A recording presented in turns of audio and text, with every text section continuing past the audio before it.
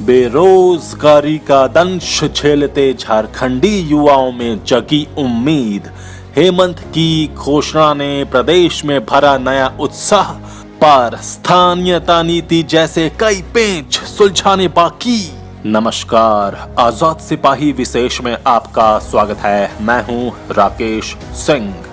मुख्यमंत्री हेमंत सोरेन ने नए साल को नियुक्तियों का साल बनाने की घोषणा कर झारखंड के बेरोजगार युवाओं में उम्मीद की नई किरण जगा दी है। मुख्यमंत्री की इस घोषणा से साफ हो गया है कि झारखंड अब कोरोना के संकट काल से बाहर निकलने के लिए तैयार है और राज्य सरकार भी कमर कस चुकी है। झारखंड में एक तरफ जहां सरकारी विभागों में रिक्तियों की भरमार है, वहीं राज्य में बेरोजगारी की दर भी चिंताजनक स्तर पर पहुंच गई है। ताजा आंकड़े बताते हैं कि झारखंड सरकार के विभिन्न विभागों में 30% के आसपास रिक्तियां हैं, वहीं बेरोजगारी की दर 12% के करीब पहुंच गई है। इस विकट परिस्थिति में हेमंत की घोषणा से उम्मीद तो जगी है, लेकिन इस घोषणा को धरातल पर उतारने में कई कठिनाइयां भी पैदा हो सकती हैं। सबसे प्रमुख कठिनाई है स्थानीयता नीति का अभाव और आरक्षण के प्रावधान। विपक्ष ये सवाल उठा रहा है कि बिना स्थानीयता नीति के नियुक्तियां कैसे होंगी? क्या पुरानी नीति के आधार पर ही नियुक्तियां की जाएंगी या फिर नए सिरे से इसे परिभाषित किया जाएगा? इन सवालों की पृष्ठभूमि में मुख्यमंत्री हेमंत सोरेन की घोषणा और राज्य में जगी उम्मीद पर रोशनी डालती आजाद सिपाही ब्यूरो की विशेष रिपोर्ट। मुख्यमंत्री हेमंत सोरेन ने वर्ष 2021 को नियुक्तियों का साल बनाने की घोषणा की है। इस संदर्भ में उन्होंने अधिकारियों को ये स्पष्ट निर्देश दिया है कि राज्य सरकार में खाली पड़े पदों को भरने के लिए वे युद्ध स्तर पर काम करें। स्वाभाविक तौर पर उनकी इस घोषणा ने झारखंड के युवाओं में उम्मीद की नई किरण जगा दी है।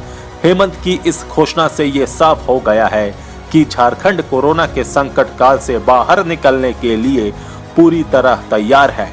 11 महीने पहले राज्य की सत्ता संभालने वाले हेमंत सोरेन ने राज्य सरकार में खाली पड़े पदों को भरने की बात की है।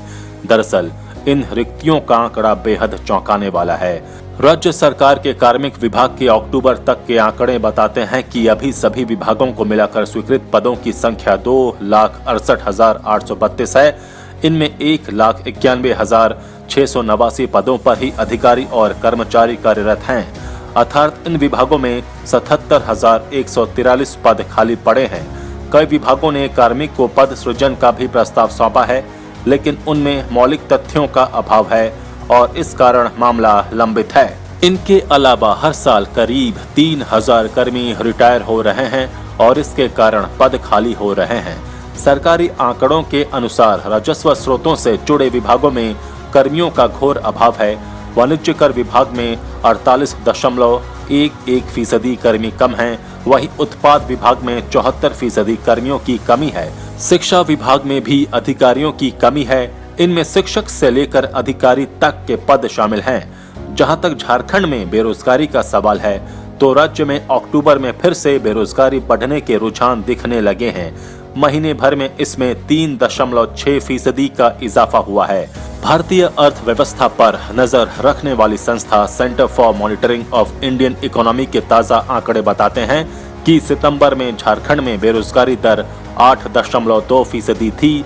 ये अक्टूबर के अंत में बढ़कर 11.8% हो गई है। मुख्यमंत्री हेमंत सोरेन की घोषणा के पीछे झारखंड को बेरोजगारी के दंश से मुक्त कराने की उनकी सोच है। राज्य अब कोरोना के संकट काल से बाहर निकल रहा है और अनलॉक प्रक्रिया के बाद खुले उद्योग धंधों, कारोबार और स्वरोजगार की रफ्तार में थोड़ी कमी आई है। स्कूल, कॉलेज, संस्थान या लोगों की आवाजाही वाले प्रमुख केंद्रों के पूरी तरह खुलने के बाद ही अर्थव्यवस्था का पहिया तेजी से घूमेगा और रोजगार की राह तैयार करेगा।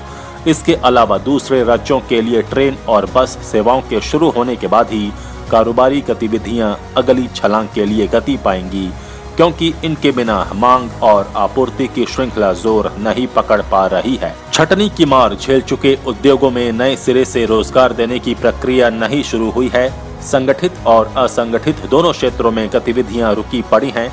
इनकी रफ्तार पकड़ने के बाद स्थिति में सुधार होगा और मुख्यमंत्री ने अपनी घोषणा से यही संकेत दिया है। लेकिन मुख्यमंत्री की घोषणा को धरातल पर उतारने की राह में कई चुनौतियां भी हैं। इनमें स्थानीयता नीति और आरक्षण का मुद्दा सबसे प्रमुख है। ये दोनों मुद्दे झारखंड के स्थापना काल से ही नई नियुक्तियों की राह का रोड़ा बने हुए हैं। इन मुद्दों का राजनीतिकरण भी इतना हो गया है कि इन्हें सुलझा पाना आसान नहीं है। जेपीएससी और जेएसएससी से अब तक हुई नियुक्तियों का मामला अदालतों में गया और कई तो रद्द भी हो गई। ऐसे में ये सवाल उठना स्वाभाविक ही है कि आखिर इस बार होने वाली नई नियुक्तियों में स्थानीयता का आधार क्या होगा। क्या पुरानी नीतियों के आधार पर ही नियुक्तियां होंगी या फिर नए सिरे से नीतियां बनाई जाएंगी। एक और मुद्दा सरकारी नियुक्तियों में भाई भतीजावाद और भ्रष्टाचार का भी है। झारखंड में हुई नियुक्तियों में बड़े पैमाने पर भाई भतीजावाद और भ्रष्टाचार की कहानियां सामने आ चुकी हैं। इसलिए अब हर सरकारी नियुक्ति को संदेह की नजर से देखा जाता है। मुख्यमंत्री हेमंत सोरेन ने पिछले साल 29 दिसंबर को सत्ता संभालने के बाद झारखंड के लिए अपना जो विजन बताया था, उससे एक बात साफ हो गई थी कि 3.25 करोड़ लोगों का ये प्रदेश अब नए रास्ते पर आगे बढ़ चुका है। ऐसे में हेमंत की घोषणा से ये उम्मीद भी जगी है कि इस बार सब कुछ ठीक होगा और इस सकारात्मक सोच के पीछे खुद मुख्यमंत्री की कार्यशैली ही है। हेमंत के बारे में कहा जाता है कि वो किसी भी मुद्दे पर अपनी राय खुद संतुष्ट होकर रखते हैं और उसमें किसी अगर मगर की जरूरत नहीं होती। ऐसे में नई नियुक्तियों के बारे में उनकी घोषणा के धरातल पर उतरने में किसी को कोई संदेह नहीं है। इसके रास्ते में आने वाली बाधाओं को वो कैसे दूर करते हैं और झारखंड के बेरोजगार युवाओं के सपने को पंख कैसे लगाते हैं, ये देखना दिलचस्प होगा। आइए अब जानते हैं झारखंड में कहां कितनी रिक्तियां हैं।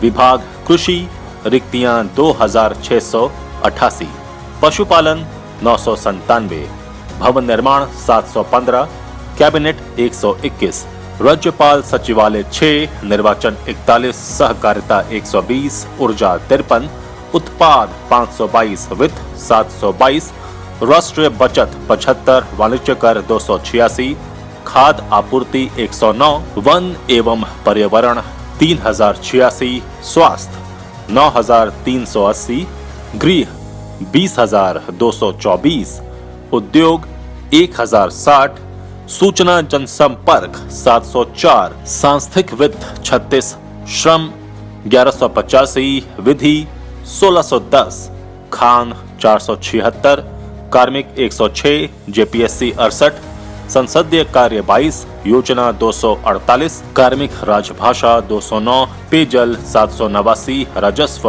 1271, पथ निर्माण 765, ग्रामीण विकास 3498, विज्ञान प्रौद्योगिकी 733, शिक्षा 18357, पर्यटन 101, नगर विकास 47, जल संसाधन 3227, लघु सिंचाई 657, कल्याण 1267, खेलकूद 141, स्कूल शिक्षक 23371, कॉलेज व विवि 4047। नोट, ये आंकड़ा अप्रैल 2020 का है। आजाद सिपाही के विशेष में अभी इतना ही। खबरों की और भी अधिक जानकारी के लिए आप पढ़ते रहिए अपना लोकप्रिय दैनिक अखबार आजाद सिपाही।